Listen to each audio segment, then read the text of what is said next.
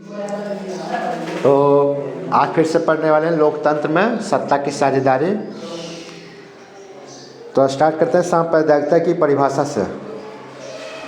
तो जब हम यह कहना शुरू करते हैं कि धर्म ही समुदाय का निर्माण करती है, धर्म ही समुदाय का निर्माण करती है, नहीं होता है, कहता है हिंदू समुदाय, मुस्लिम समुदाय, क्यों?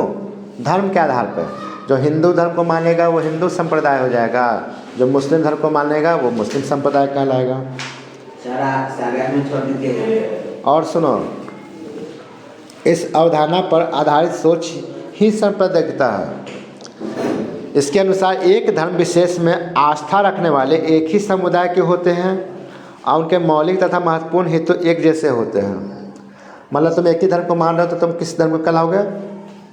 उसी धर्म के कहलाओगे। तुम उसी संप्रदाय के फिर कहलाना शुरू हो जाते हो कि हम लोग हिंदू संप्रदाय के लोग हैं।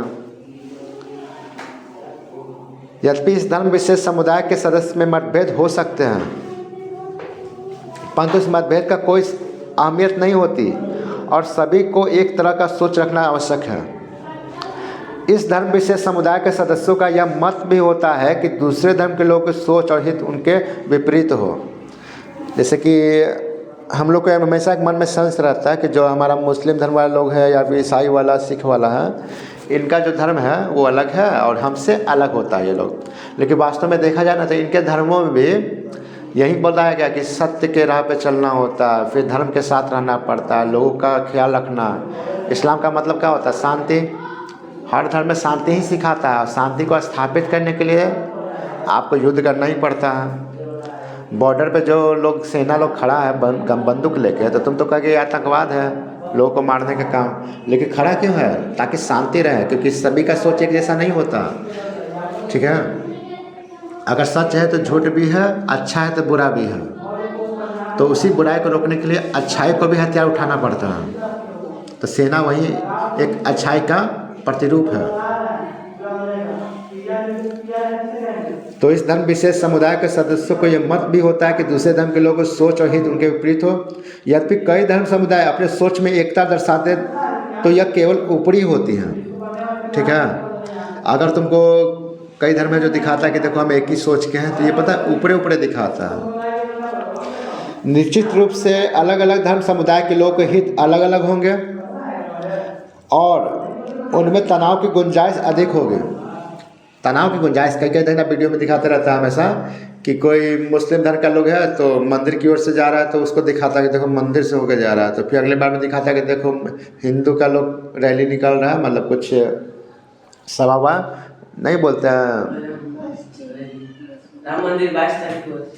राम मंदिर नहीं, जैसे नहीं होता कि हनुमान किसी रामनवमी हो गया, जैसे मान लो एग्जाम पढ़े तो मस्जिद के सामने से निकालता है, दिखाता है उसमें से। हाँ, तुम लोग भी निकाला था? अच्छा। तो समुदाय विशेष की सोच जब उग्र होने लगता है तो तनाव भी उग्र हो जाता है। ये उग्र मतलब समझते हो ना? झगड़ा झंझट करने वाला सब, ठीक है, हिंसा करने वाला और हिंसात्मक विरोध शुरू हो जाता है। विचार पनपने लगते हैं कि एक ही राष्ट्र में समान नागरिक के तौर पर दूसरे धर्म समुदाय के लोग नहीं रह सकते हैं। पता कोई नेता यहाँ तक बोलता है ना कि हिंदुस्तान में रहना होगा तो जय श्री राम कहना होगा। ठीक है, तो क्या आपका जो धर्म है, हिंदू धर्म में जय श्री राम हो या फिर मुस्लिम धर्म हो या ईसाई सिख हो, तो क्या उनको ये चीज़ मानना पड़ेगा कि नहीं आपको ये बोलना पड़ेगा तभी आप हिंदू मतलब कि भारत में रह पाओगे? तो ये मान्यता क्या है? एक तरह का वाक्य जो है क्या है, व्यक्तिगत है। क्या इस चीज़ को आप संविधान में या फिर हमारे देश में लागू कर सकते हैं कि नहीं आपको इस धर्म को मानना ही पड़ेगा, इस धर्म में जितने भी देवी देवता उसको मानना ही पड़ेगा? नहीं ना।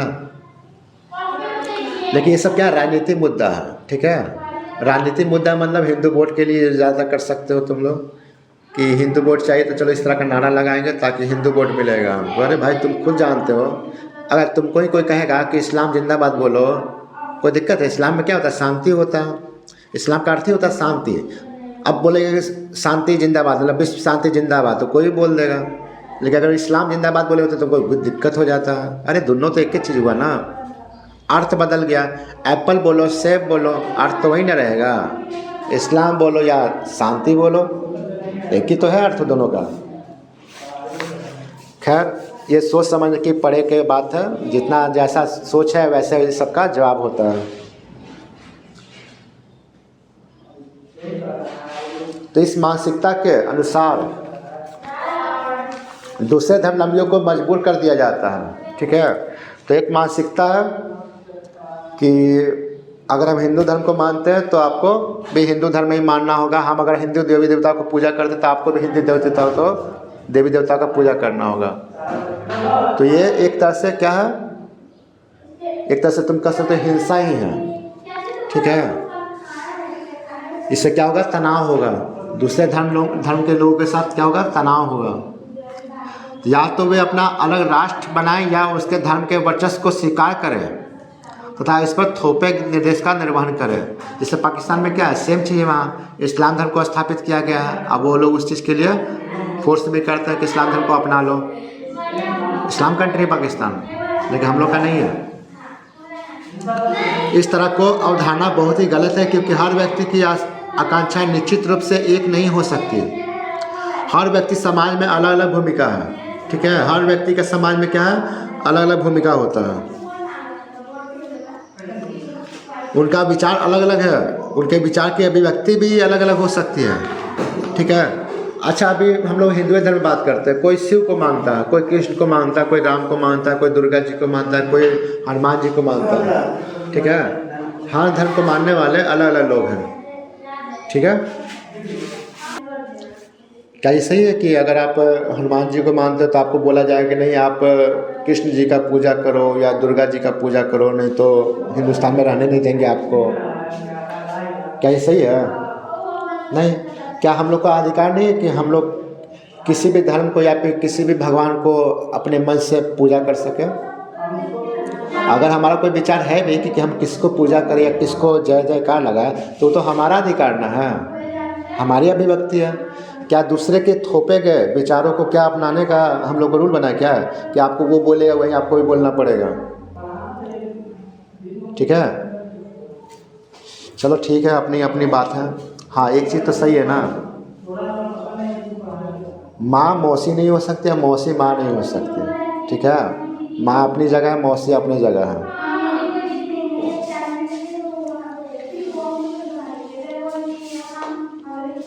तो इस तरह की अवधारणा बहुत ही गलत है, क्योंकि हर व्यक्ति को आकांक्षाएं निश्चित रूप से एक नहीं हो सकती है। तो एक ही धार्मिक समुदाय के लोगों द्वारा दूसरे धर्म के अनुयायियों पर आक्रमण कर देना, उनका विरोध करना अथवा उनके देश से बाहर करना बिल्कुल ना तो तार्किक है ना ही न्याय संगत।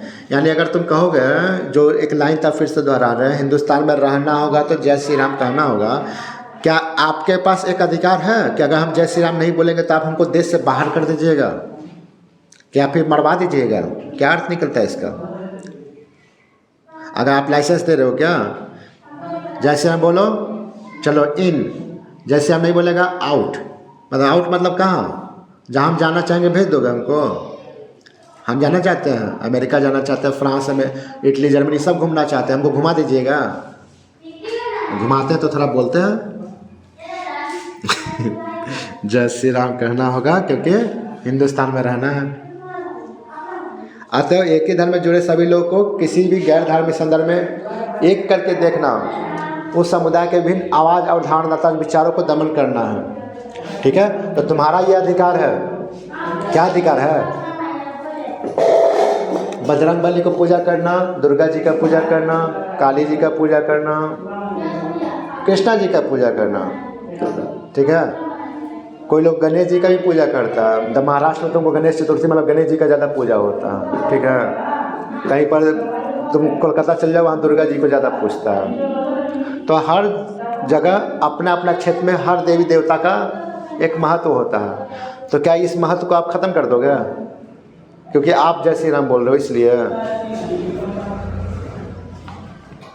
तो राजनीति में सांप्रदायिकता का स्वरूप, तो हम प्रत्येक दिन सांप्रदायिकता की अभिव्यक्ति देखते हैं, महसूस करते हैं। यथा धार्मिक पूर्वाग्रह, परंपरागत धार्मिक अवधारणा एक ही धर्म को दूसरे धर्म से श्रेष्ठ मानने की मान्यता है। देखो, हर धर्म का फिर से बता रहे हैं अपना अपना महत्व है, ठीक है। कोई धर्म किसी से बड़ा नहीं, कोई किसी से छोटा नहीं। अगर ये होता तो हमारा धर्म जो है ना, हमारा भारत देश पता किस धर्म को मानता है? धर्मनिरपेक्ष है। धर्मनिरपेक्ष का मतलब होता है ना तो हिंदू धर्म पे विश्वास रखता है, ना मुस्लिम धर्म पे विश्वास रखता है, ना कोई धर्म पे। वो अपने संविधान पे विश्वास रखता है, ठीक है। हमारे देश के कानून पे विश्वास रखता है। हमारा देश कानून पे चलता है, धर्मों पे नहीं चलता है। और इसमें पता क्या है कि हर धर्म का सम्मान करो, हर धर्म का इज्जत करो, हर धर्म जो है महान है, ठीक है। हालांकि ये सारी चीज़ें बिल्कुल साधारण सी बात है, परंतु यह सोच हमारे अंदर बैठा है, अतः यह भी सांप्रदायिकता का एक रूप है। लेकिन हम लोग के साथ क्या किया जाता है? हम लोग को वीडियो दिखा के, कुछ गाना बना के, कुछ ऐसे भाषण दे के हमारे अंदर एक सेंस डाला जाता है सांप्रदायिकता को लेकर, ठीक है। तो ये जो चीज़ें फैला रहे हैं लोग, ठीक है, इनका बस मकसद क्या है? हिंसा करवाना। इनको तुम्हारे विकास से, तुम्हारे रोजगार से, तुम्हारे आहार से कोई मतलब नहीं है, ठीक है। इनका काम बस क्या है कि आप में सांप्रदायिक भेदभाव उत्पन्न करके अपना काम निकलवाना। हम तो बस एक ही जाति को मानते हैं, मनुष्य जाति को, ठीक है। मनुष्य जाति में क्या आता है? एक मनुष्य दूसरे मनुष्य का ख्याल रखेगा, ठीक है, बस। सांप्रदायिकता की सोच प्रायः अपने धार्मिक समुदाय का प्रमुख राजनीति में बरकरार रखना चाहता है। क्या बोला? सांप्रदायिक सोच जो है ना, प्रायः कौन करते हैं? धार्मिक समुदाय का प्रमुख राजनीति में बरकरार रखना चाहता है। जो लोग बहुसंख्यक समुदाय के होते हैं उनकी यह कोशिश होती है कि बहुसंख्यावाद का रूप ले लेती है, ठीक है, मेजॉरिटी जिसको बोल सकते हो। कि अगर आप ज़्यादा संख्या में हो, आपकी जाति ज़्यादा संख्या में हो, तो क्यों ना हम इसको संप्रदाय का रूप लेके, संप्रदाय का नाम लेके उनको एक करने की कोशिश करते हैं। उदाहरणतः श्रीलंका में सिहलियों का बहुसंख्यावाद है। यहाँ लोकतांत्रिक रूप से निर्वाचित सरकार ने भी सिहली समुदाय को प्रभुता कायम करने के लिए अपने बहुसंख्यक परिस्थिति के तहत कई कदम उठाए। वहाँ पर क्या है ना, श्रीलंका में सिहली करके कुछ समुदाय रहता है, ठीक है। अब सिहली क्या करता है, क्योंकि संख्या उनकी ज़्यादा है, तो जब भी चुनाव होता होगा ना, तो वो उनको एक समर्थन दे देते होंगे देश की सरकार को। 1856 में सिहली को एकमात्र राजभाषा के रूप में घोषित करना, सिर्फ सिहली को। जैसे हमारे भारत की राष्ट्रभाषा क्या है? हिंदी। विश्वविद्यालय और सरकारी नौकरियों में सिहलियों को प्राथमिकता देना, बौद्ध धर्म के संरक्षण है तो कई कदम उठाना आदि, ठीक है। ये सिहली संप्रदाय वहाँ पर रहती है। सांप्रदायिक आधार पर राजनीति गोलबंदी सांप्रदायिकता का दूसरा रूप है। इस हेतु पवित्र प्रतीकों, धर्म गुरुओं और भावनात्मक अपील आदि का सहारा लिया जाता है। जैसे कि आजकल देखोगे नेता लोग आते जय श्री राम, ठीक है, तो कोई बोलता है अपना ही नारा लगाते रहता है, ठीक है। सांप्रदायिकता के तौर पे बात कर सकते हैं इसको। हमारे अंदर भाव है तो हम जय बजरंगबली भी बोल सकते हैं, इसमें तुमको क्या दिक्कत है? कई लोग बोलते हैं जय श्री राम, जय बजरंगबली, जय श्री कृष्णा, राधे राधे भी लोग बोलते हैं आजकल। तो क्या ये अधिकार उनसे छीन लिया जाएगा? नहीं ना। निर्वाचन के वक्त हम अक्सर ऐसा देखते हैं, देख लो अभी भाव आएगा, अभी इलेक्शन का टाइम में तुमको मिलेगा देखने वाला, बहुत सारे लोग बोलेगा। पता कई बार तो ऐसा होता है ना, दूसरे कास्ट का है जय श्री राम, जय श्री राम, जय श्री राम, दूसरे कास्ट का है, बहुत याद आएगा जय श्री राम, जय श्री राम। और जैसे चला जाएगा ना, अरे दुगिया का होला खबर, पंजवा ना फेंक, गुलामुआ का होला, ताश खेलना शुरू कर देगा। मतलब अपना काम में व्यस्त हो जाता है। कहने का मतलब बस चिढ़ाने के लिए जय श्री राम को याद रहता है, बाकी के लिए नहीं। आपको अगर जय श्री राम बोलना है ना, तो अपने अंतर्मन से भी आप व्यवहार कर सकते हैं।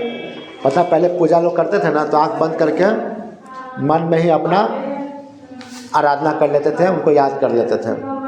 लेकिन अब क्या है, हम लोग धीरे धीरे किसकी ओर भाग रहे हैं? मुसलमानों की ओर। मुसलमान क्या करता है? अपने अल्लाह को याद करने के लिए माइक को लगाता है, ठीक है, खूब गाता है, बजाता है।